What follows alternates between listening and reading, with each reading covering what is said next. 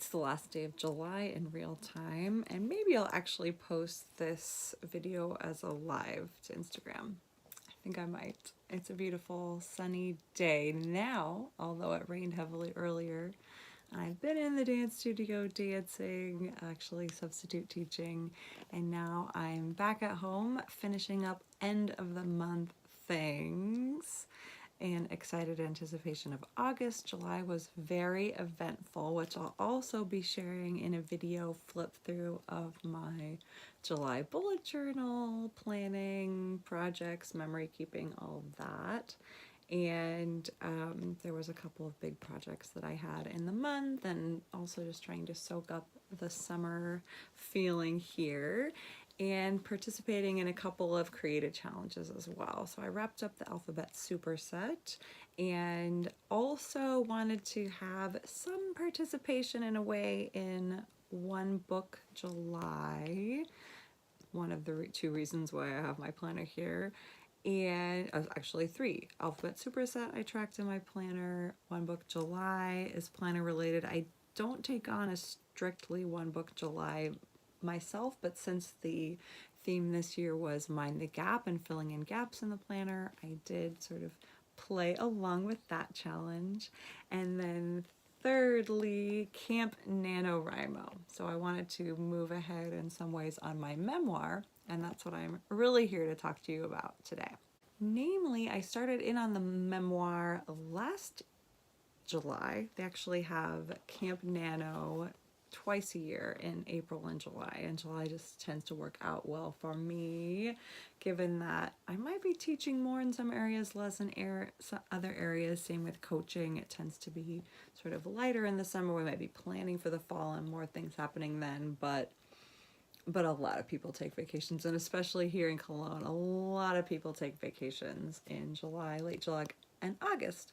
So I decided to participate again in my own terms in Camp Nano this year to add to my true stories about my own life. And yeah, I haven't come up with a new story idea daily like I did last time, but I did do some writing.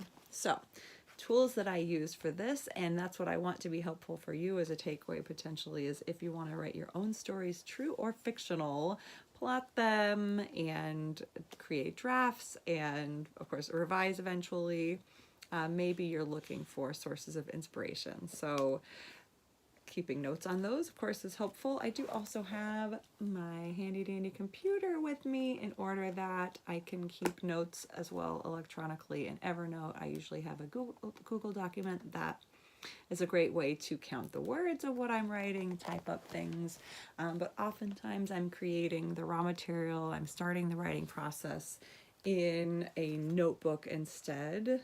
And here, for example, I did do that also this year with my new pencil I got as a gift, sort of a prize for myself for Alphabet Superset, and sort of a birthday present to my Blackwing pencil. I started writing a new draft of a story, which I want to type up, see how many words we got there, some new story ideas, and then yeah, I kept going on that. So we'll type it up, see how many words we got.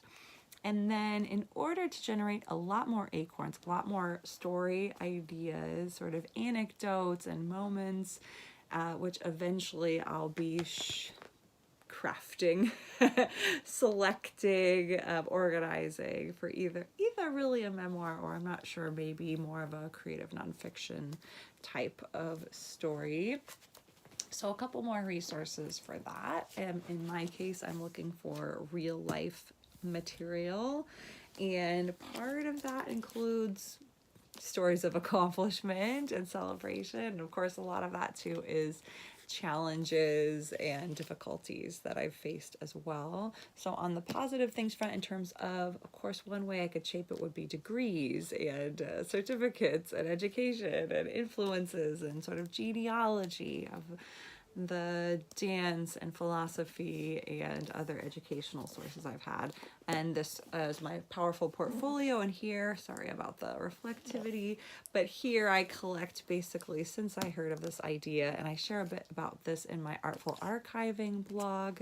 Yeah, it's sort of like a CV, a curriculum vitae, but a bit more creative. Everything from degrees and certificates to my awards, exams, employee reviews, visions and declarations for the year, and recent years, my mission and vision. A lot of things like that find their way in here. So maybe you want to create a resource such as that. That is a collection of powerful portfolio moments for you, accomplishments that might shape the form of the story.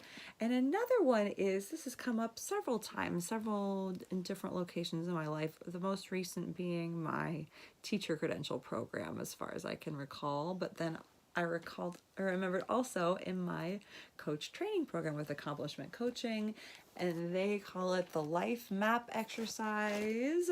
So you could draw like a real map, or I've heard it called also elsewhere a timeline. So yeah, from birth on, that would be fun to do it as a real map, sort of showing, since at this point I've had a few really significant moves from state to state and country to country, but maybe it's more of a timeline of significant relationships, locations, relationships, and so a sort of brainstorming side here happening for the writing, always at the same sort of in tandem with the creation side, actually writing down, getting stories onto paper in rough form, and then part of that, of course, is also continuing to develop them, to craft them, to revise them, to deliver them in a compelling way. And I know I've got a long way to go with that, but that's where I'm at with Camp NaNoWriMo Memoir this year.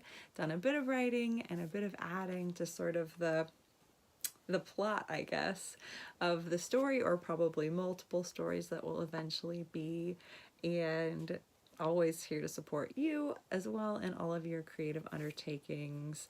Are you writing? Are you dancing? Are you making music? Are you envisioning what your next project will be? Have you found a place where you're plateauing or getting stuck or having trouble finding inspiration? What does that look like for you? Let me know, and I will see you back here again soon to support you in any way that I can. Until then.